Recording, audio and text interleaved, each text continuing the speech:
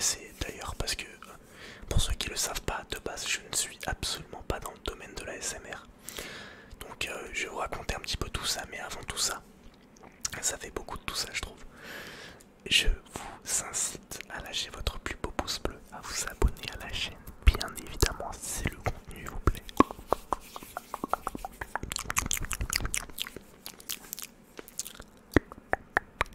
À liker également, j'oublie mon texte, à liker ainsi qu'à activer la cloche afin de ne rien louper des prochaines vidéos qui risquent d'arriver. Et puis sachez que comme dans toutes les vidéos, bien évidemment je vous oublie pas, je vais dire le pseudo de certains d'entre vous, donc si vous voulez participer à la prochaine vidéo, je vous inviterai à marquer un petit commentaire avec votre pseudo. Merci.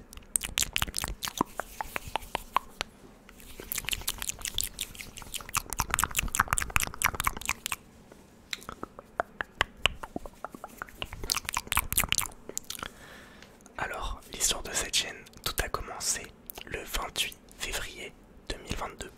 Alors, à ce moment-là, je faisais énormément de live sur ma chaîne principale qui est Snitram, pour exclamation, pour ceux qui connaissent pas. Parce que certains me connaissent via cette chaîne, mais en réalité, j'ai une autre chaîne. D'ailleurs, le plus dingue, c'est que la chaîne SMR a dépassé la chaîne principale, mais passons. Et donc, j'étais en plein live et je parlais un petit peu avec la communauté. Et c'est vrai qu'à un moment on parlait du coup de YouTube, un petit peu le contenu qui fonctionne, etc. Et c'est vrai que du coup comme j'avais eu un moment une connaissance, donc je sais pas si vous connaissez Lucas SMR, voilà donc j'avais vu ce mec être un putain de crack parce que il est quand même assez jeune et pourtant il arrive à développer quand même une grosse communauté que je crois qu'actuellement le frérot là il a 12 000 abonnés, voilà. Et franchement pour son aussi jeune avoir autant d'abonnés, enfin en vrai c'est vachement cool et il a vraiment géré en faisant quelque chose qu'il aime et ça se voit, alors vraiment chapeau pour lui. Et c'est vrai qu'on parlait de ça et tout, et les abonnés me lancent un défi, il me dit au pire essaye de tenter ton aventure dans la SMR histoire de voir ce que ça donne.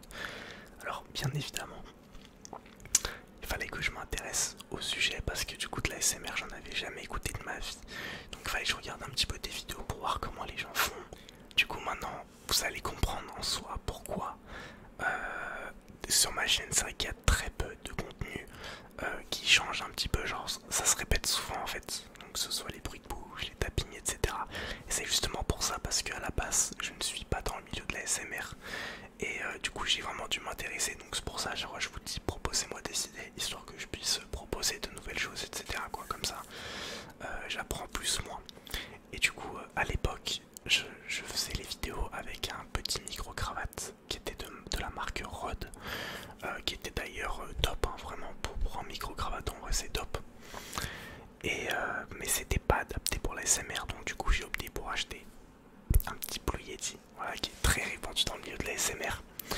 Et donc du coup celui-là je me le suis financé avec des peu de petits revenus que j'avais avec mon autre chaîne, histoire de vous proposer un contenu encore plus qualitatif. Et puis bah voilà quoi, au fur et à mesure des vidéos je m'améliorais un petit peu, je commençais à découvrir un petit peu les différents bruits de bouche que je pouvais faire avec.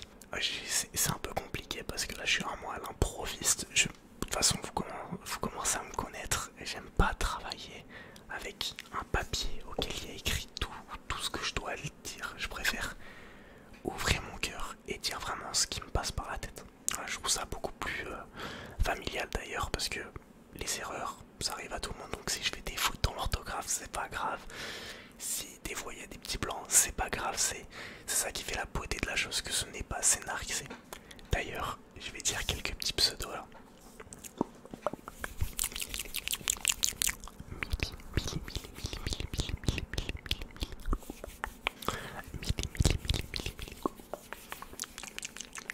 Lucas,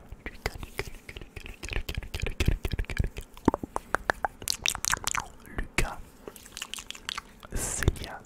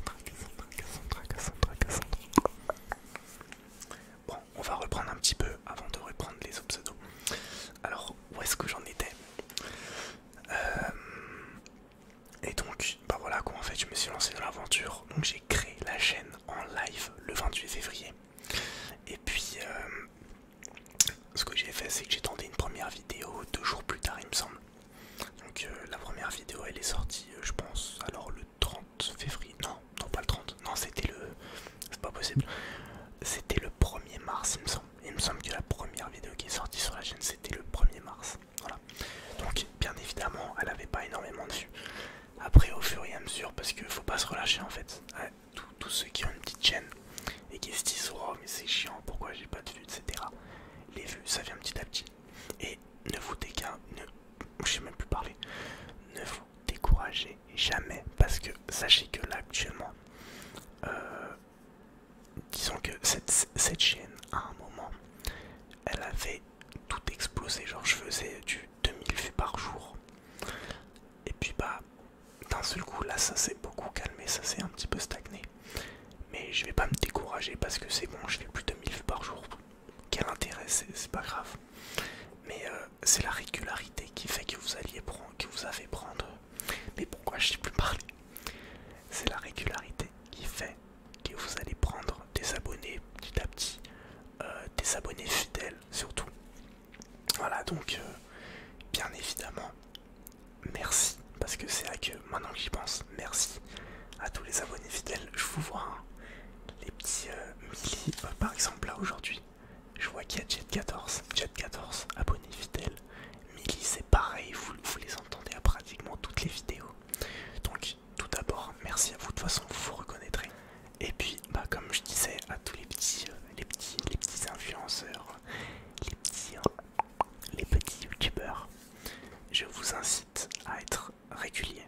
La régularité est hyper importante sur les plateformes. Voilà, l'algorithme, si vous voit que vous allez sortir des vidéos aléatoires dans la semaine, voilà, il va être un petit peu perdu, il va pas savoir quand est-ce qu'on va vous mettre en avant. Alors ce que je vous conseille, c'est de mettre, par exemple, moi sur cette chaîne, pour un moment je faisais 3 vidéos par semaine, là ça réduit, j'en fais 2 par semaine. Et donc ces 2 vidéos par semaine, je les fais le mardi et le jeudi. Voilà. Et du coup, et bah voilà, petit à petit ça a pris. Voilà, donc je voyais la chaîne évoluer de jour en jour jusqu'au moment où je vous ai dit que ça avait tout pété. Genre j'ai commencé à prendre 300 abonnés en un jour. Je pensais que c'était le max que j'avais pris. Et je trouvais ça totalement dingue. Je me suis dit mais qu'est-ce qui se passe? C'était juste incroyable. Et puis après bah ça s'est calmé bien évidemment. Bon après j'ai eu un autre problème d'ici là personnel. Donc du coup j'avais arrêté pendant quelques mois. Voilà, après j'ai repris. Mais bref. En tout cas voilà aujourd'hui, hein. Après la chaîne elle a été petit à petit. C'est vraiment surtout le début qui est très intéressant. En tout cas merci à tous, en espérant pouvoir refaire une vidéo de la sorte le 28 février 2024, cette fois pour les 2 ans de la chaîne. Et puis bah je vais citer bien évidemment les derniers pseudos de la vidéo.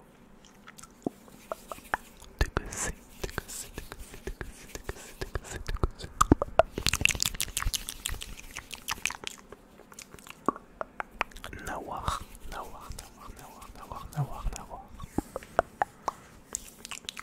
Cléa.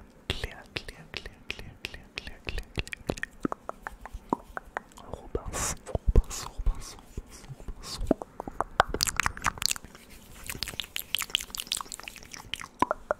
Corentin.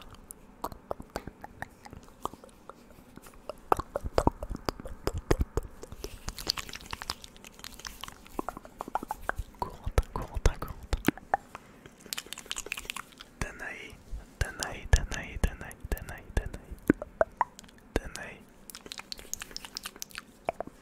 Leandro.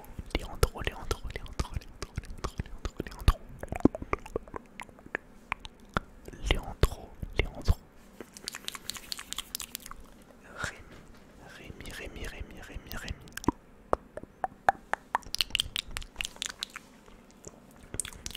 William. Amandine.